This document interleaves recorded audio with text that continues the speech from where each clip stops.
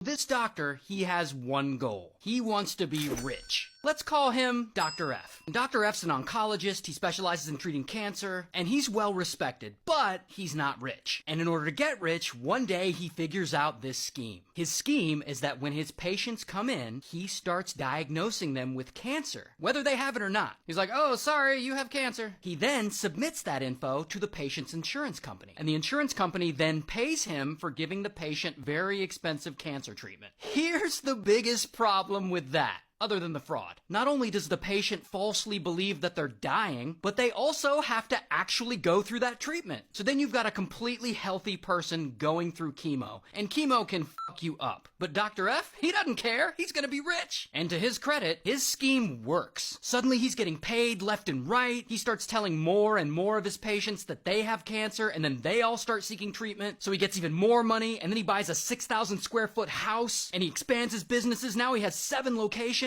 And then 6 years go by, and he's still running this scheme, and it is still successful. And at this point, he's convinced hundreds of his patients that they have cancer when they don't, and then he's pumping them full of chemo drugs, and he's pocketing the insurance money. And business is booming, and finally, bam, Dr. F has met his goal. He's finally rich. Until one day, this woman, Monica, she comes in to see Dr. F for something. And of course, Dr. F immediately diagnoses her with cancer when she doesn't have it. And he tells her she needs to start treatment right away. So Monica starts treatment, and after her first day of chemo, she feels like absolute shit. In fact, she feels so bad that when she goes home, she trips and falls and breaks her leg pretty badly in 2 different places. So she goes to the clinic where she would normally see Dr. F. But this time, Dr. F isn't there. He's out of town on vacation. So another doctor's there making rounds in F's place. This doctor, Dr. So. So So looks at Monica's leg, and he also starts examining the rest of her. And pretty quickly, he's like,